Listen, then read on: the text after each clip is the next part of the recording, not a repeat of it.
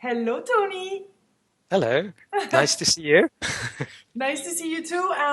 Good to speak with you today about a topic that is going on all around the news and for weeks now, the oil spill.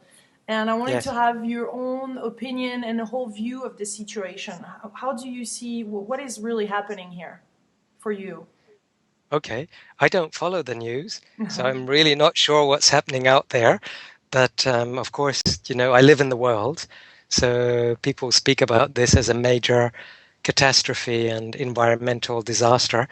And I feel that it is a problem, but that the problem goes much deeper than just the problem as seen on a very surface level. We have an oil spill and we need to do something about it out there. Mhm. So I feel it's another wake up call to help us see that, the way that we're living needs to change. The paradigm of the way that we're living needs to transform. And I think this is just bringing people together to that realization rather than a negative. I see it as actually a very on some level, a very positive thing. Um, and I think it's bringing politicians and people who would normally just do their little thing, which is not so interesting, to a better realization that people now are, wanting a deeper change and they want something different. So that is my sort Yeah. of brief view on the matter. How do you see this though as a shaman? Because you're also a shaman. What is this for you? Is that the cry of the earth? I mean, what is this representing for Mother Earth to have such a challenge right now? How do you look at that? There are many challenges. This is the obvious one that we are sort of seeing in a very clear way.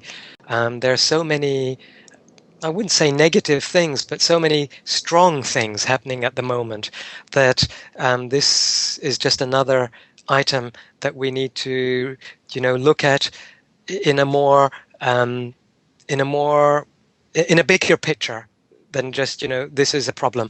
And the bigger picture is basically um, that we shouldn't be doing. Can you still see me? Yeah, yeah, Ah, yeah. sorry. Just a little interruption. Yeah. Yeah, no problem. We shouldn't be doing so many of the things that we're doing to the earth. And we know, deep inside, we know that we're not treating the earth in a very compassionate, loving way. And I think it's, about greed. People just want more and more and more. And this is an example of that greed, that we need to change the attitude towards the earth and come to a space where we love Mother Earth and treat Earth as a living being rather than just a resource that we, can use and, say, okay, we'll just take this and take that and Hmm. use it up because it's good for the economy and it's good for finances.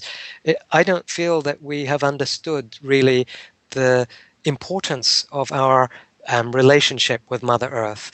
And it's slowly transforming. Many people understand, but the industries and the big powers that do things out there in the world are now being told that this is just simply not good enough. And I think BP is realizing that it's a very expensive thing for them, Hmm. financially, and also whether people actually trust these businesses to actually do things, because before we believed, okay, they're just so big so they must know what they're doing, but we see that now they don't. They're just doing what has been done and they don't realize the impact that things can have. And this is a very strong impact. I was aware that the whole atmosphere is changing simply because there is what is supposed to be in the earth now out there, in the atmosphere and in the water, in the sea, and in the atmosphere, the water vapor, around just near the surface of the sea. And it's changing the whole chemistry of, the space that we breathe and live in. And this is something that is not so good for our health and it's not so good for our consciousness, Yeah. and And I think people realize that's why there is such a big thing about it now. People realize that we need to, it's not just about being green and being kind, Yeah. but we need to actually change completely. And I think, presidents and people in power, are trying to do this on some level, are trying to do something different. And they realize that if they don't, that, things just will get worse. And, I believe that, as the natives have spoken about previously, Mhm. that we are going through a time of big transformation and crisis, and that we can deal with the crisis in a positive way or in a negative way. And the negative way is just to worry about it and to say, gosh, this is really terrible. And that just prolongs, the consciousness that the negative is there. And another way, which is the shamanic way and also the way of esoteric Mhm. spiritual traditions, is to say, okay, how can we be positive in the light of this negative limitation that we're facing?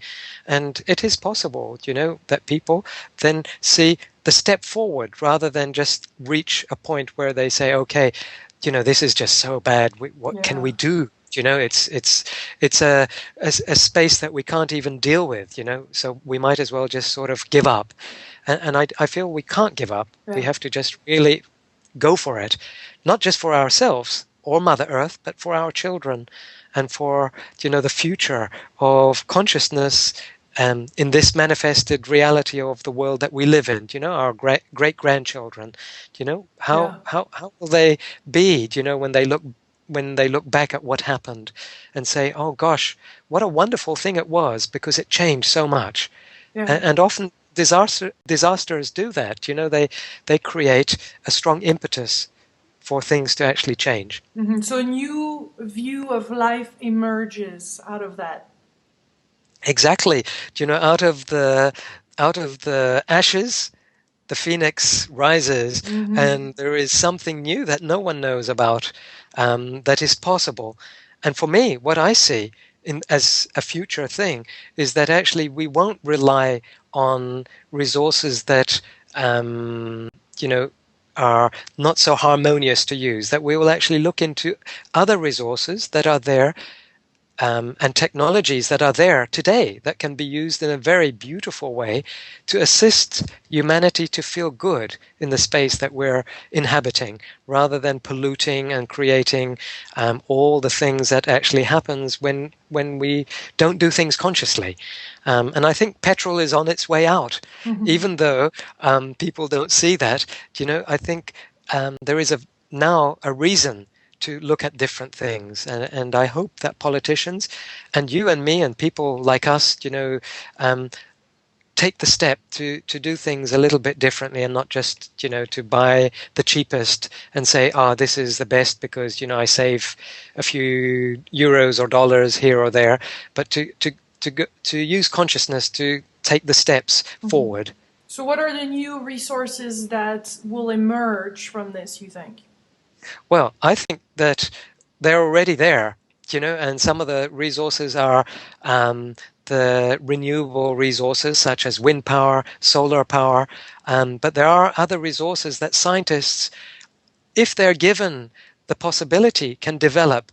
And I'm not a scientist, but I believe that we can Yeah. work with magnets Mhm. and invisible powers that are there that Exactly. we That's have. what I was more inquiring into. Like, what are some of the resources within ourselves or with the spiritual world that we can tap into? Exactly. And those powers have been used in the past. And I think we can use them in a very conscious way, inside and outside. Inside, it's a whole journey, so it's very difficult to give a step by step formula. But one of the best ways is to be positive and to be happy, because I believe that then the creative intelligence in the mind and the intelligent brain that we have is more able to see how to function i- internally and externally. How do we deal with emotions inside of ourselves, and how do we express them outside of ourselves in a way that is much more beneficial to bring us more closer to consciousness. And so for me, it is joy and happiness. And, this is why I'm saying to people, when you watch the news or, when you listen to people, come back to the joy in whatever is being said and don't allow yourself to fall into the limited space which can seem like there is no hope, that there is no possibility. There is always a hope. And to make that hope conscious, we can go further.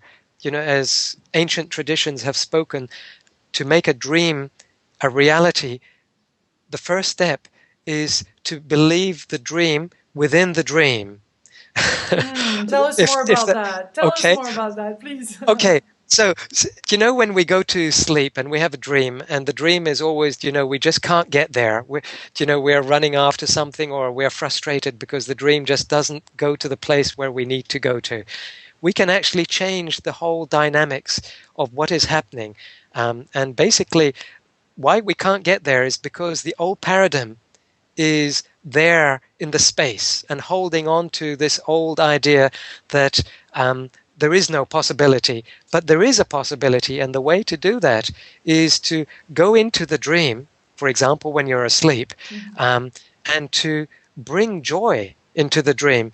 And if that's impossible to do while you're sleeping, you can do this prior to sleep. So, for example, you don't need to watch a depressing movie before falling asleep. You can do a meditation for 5-10 minutes where you ask yourself this question: what are the wonderful things that I have experienced in the last few days? And they can be simple things, like it was so wonderful to drink a glass of cold water because it's so hot, and that brought me joy. It brought my body this sense of harmony and tranquility.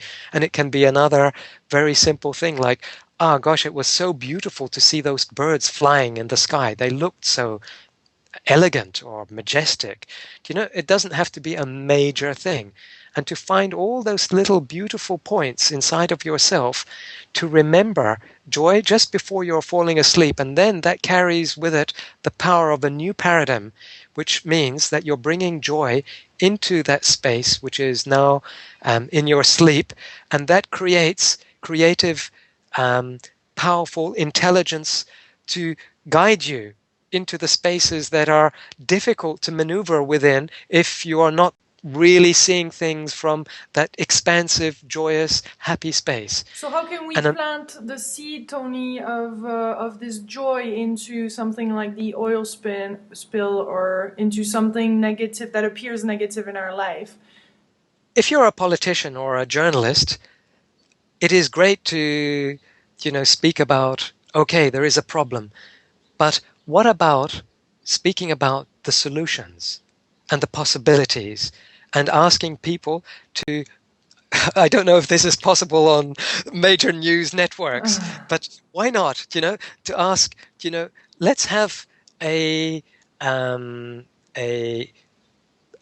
what do you call it? A quiz? No, it's not a quiz. Like asking people to give their ideas to find a positive solution to the situation, and be open, to people's ideas.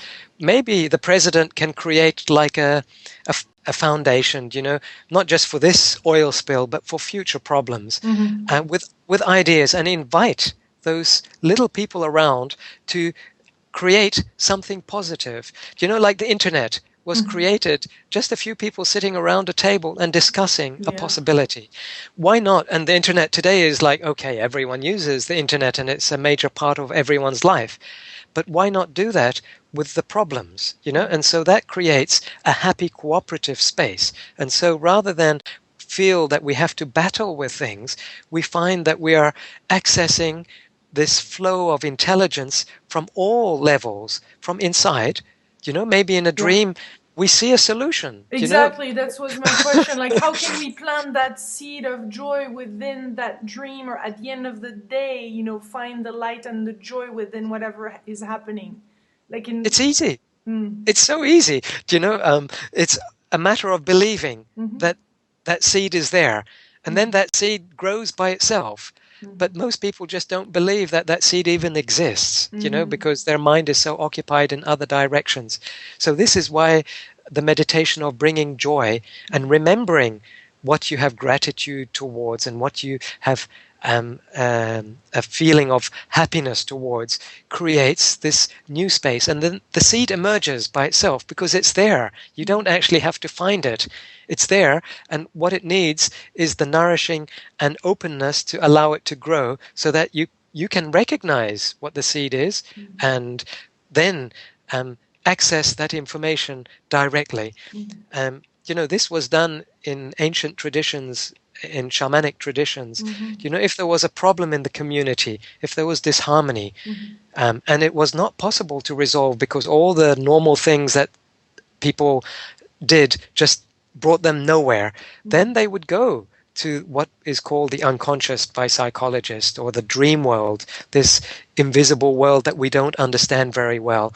And they would go and they would create the space of joy and journey within that space to find that seed, and then bring it back in a practical way so that that joy is manifested in this dimension that we live in as human beings. And not only for ourselves, but then that is communicated in a beautiful way, either through dance, art, or technology in today's world, or relationship, or whatever, politics, communicated in a real way so that it creates an impact. And I believe that that is the invisible technology that is emerging today, which people need to look at more and let go of the old and trust that the new is there and that it is possible to deal with it. I've written a book which actually speaks about these steps, so I can't really... Yes, called Shaman's Wisdom. Oh, yes, I read it. I love it. Yeah. Yes, which is available on Amazon. But basically, that does speak about how the native people took things step by step in a practical way of how to come back to that space, in a practical sense, how to do it. The most powerful way for me is to find this joy and happiness inside of yourself. And this is what I feel people forget when there is so much crisis in the world. And then that crisis affects people, because the atmosphere is changing. I feel that the atmosphere now is not as healthy as it used to be a few years ago. So actually, it is more easy to think in a negative way. So we need to change the atmosphere through, creative, positive thinking.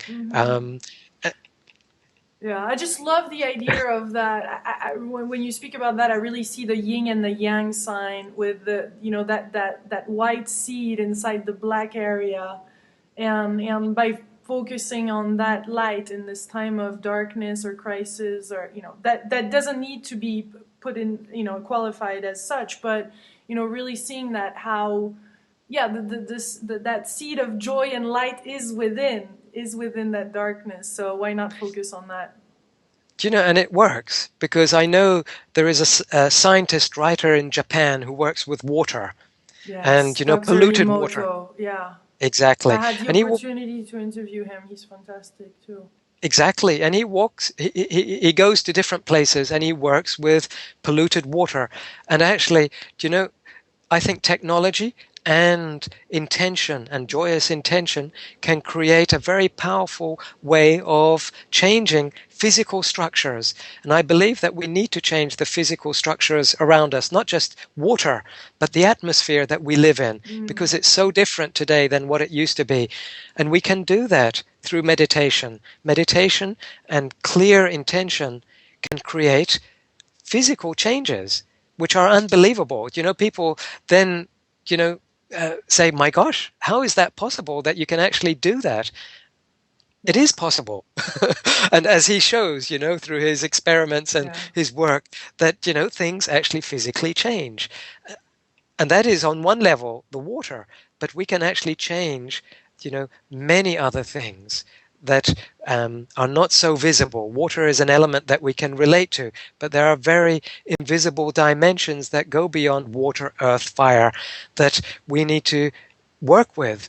And when we start doing meditation and working with this power within us, we access those realms, and then we begin to change a much bigger world than we see in the sort of dualistic sense, that this is black and this is white. There is so much more, and it's a beautiful world, and it's so joyous to be part of that world that, the magic begins to happen. Then the oil spill changes by itself, and things that we don't see now present themselves. Yeah, but that's difficult. That can be difficult, though, to remain in those practices when not seeing immediately a physical change. Exactly. And I'm not saying that, it's a new age thing where we just have to believe that, by just doing certain things, then everything will change around us. I think that is the first step. There is more, and the more is taking responsibility for our actions, and responsibility in a positive way. Yeah. So it's not enough to just, believe. We actually have to change ourselves. Yeah. That's the first step. Yeah. And when we all do that, then many things begin to change. And I believe that if, 10% of the population today in the United States says, gosh, this is a strong wake-up call, I'm going to do something about it. I'm not just going to say, it's just another thing that's happening and I'll see what happens tomorrow because I'm too busy today to deal with this, but really take action. Then I believe that it will really change things, because it will act in a way that is much more than the 10%. It will go and touch the 90% that is not listening to the news in a very strong way. So then we will have 100% change just through 10% of people working on one level where they become joyous, they become happy, and they touch that invisible realm inside of themselves, that invisible seed that they can't see, sorry, and then trust that seed to grow. Yeah. And that growth goes to the world. It doesn't just grow inside of you. It goes to that invisible realm, and it really begins to change things. And then we have a quantum leap in consciousness and evolution, and we touch upon a reality that is very difficult for me to explain now, but that native people have spoken about, that is happening now and in the next few years till 2012. Crisis, but a quantum leap in consciousness. But we have to do something in a practical sense. So it's not just waiting, okay, things are going to change. We have to change inside of ourselves. So we have a hard, strong time in front of us, but actually it's a beautiful time, because I believe it's a time where there is a possibility of more joy than ever before. Yeah. Yeah, totally. I love this, Tony. This is fantastic. Thank you. Thank you for this whole conversation. It really feels like we're going back also to some more, not primitive, but some more natural and tribal and natural ways of being, and some things that we've forgotten in our society. So we have a lot to learn from the indigenous people, I guess. Exactly. The native people are so special. Native people today and native people of the past and ancient cultures. I was actually watching with my son a documentary. I don't normally watch television, and it was about the Celts, the Celtic culture, and how amazing that culture was, how they really looked after their people, and how history was rewritten in a way by the people who conquered the Celts and sort of got rid of that culture in a very successful way. It's not alive in the same sense today as it was in the past. And there were so many wisdoms that if they had been kept alive today, would have probably changed history for Northern Europe and North America. And the problem is, that we don't listen to those ancient wisdoms, either inside of ourselves or the native people that have lived and are still living today in the world. And we tend to just chase the monkey inside of our mind, the stress, the idea that we have to do things in a certain way. And we forget that there is a wisdom. Yeah. And it has been used successfully for thousands of years. And we can apply that wisdom to science, culture, art, politics, um, cooperation, economic systems. And it's just a matter of being more creative and looking at those old wisdoms and seeing how we can apply it in the modern world. So it's not about going back and pretending we're native, it's using the wisdom in today's world, because we Yeah. live in today's world. We can't just drop Right. the world and run into the forest. Yeah. We can, but most people won't do that. Yeah, And yeah. we have to live in the world we're living in. But what I hear that you're saying too is that that's the real treasure we should go after. That's the real gold right there. I believe that it's the real wisdom that has been forgotten. And Yeah. the book I wrote was about remembering that wisdom, how to get back to that ancient wisdom that I think is alive in ourselves. Mm-hmm. So actually, when we communicate and realize that through either documentaries like I was watching, or by observing like anthropologists do native people and seeing that there are many different reference points that we can touch upon, then I think it helps us to see the world in a totally different way. And it's wonderful. But, politicians then will take note and say, okay, if this really works, why not try it? you know and for Yeah. example, the economic situation that we're dealing with, which is why we have the petrol economy, the idea that cooperation doesn't work. It's just about competition. And actually, we have seen that the internet, which was a cooperative idea, has created a whole new realm of work and economic Mm-hmm. realities that, 30, 40 years ago, people just would have laughed if you spoke about it to Mm-hmm. people 30, 40 years ago. Mm-hmm. And I believe there are many of those, but Mm-hmm. it needs cooperation, and it needs the creative intelligence of many people, not just the successful politicians or the successful companies. Mm-hmm. It needs thousands of people giving their ideas to politicians, to foundations, to create new possibilities. Yeah. And then the people who have lost their jobs, the fishermen in America on the Gulf Coast, and Mm-hmm. the oil companies that are firing people now down there, you know, can find another avenue to channel their creative energy and then create beautiful work that is amazing, Yeah. that will be a hit, Yeah. like the internet is. Yeah. And that will, if people have the strength and the trust to follow that, Mm-hmm. that they will be the first to Mm-hmm. do such a thing. And, it's an amazing thing because you involve so much more than what is happening today, which is, the idea that we have to get as much money and hold on to the money without respecting Mother Earth, without respecting people, without respecting the needs of people, without respecting what happens when we accumulate that wealth. What Yeah. about the conscious economy rather than the unconscious economy? And I see that Mm-hmm. is how native people, in a very primitive sense, Mm-hmm. lived.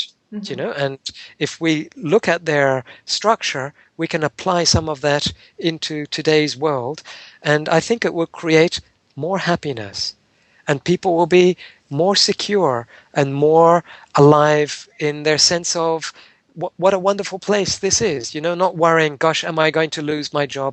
I have to Mm-hmm. save the pennies and I can't spend money on this and I Mm-hmm. can't do that.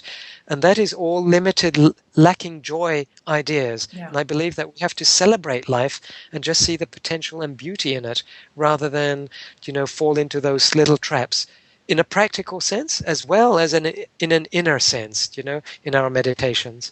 Wow, Tony, thank you so much for sharing all this with us. Thank you. No problem. I'm happy Well, to share. and we'll see you soon. I just love those conversations. They're fantastic and very inspiring, and the ones that we should have more of today. Thank you. And you're doing a wonderful job. So Thank carry you, on doing what you're doing. And thank you. thank you to your viewers for applying Yes, um, this possibility, to bring more joy inside of themselves and to the world. It's so easy. Yeah. Very, very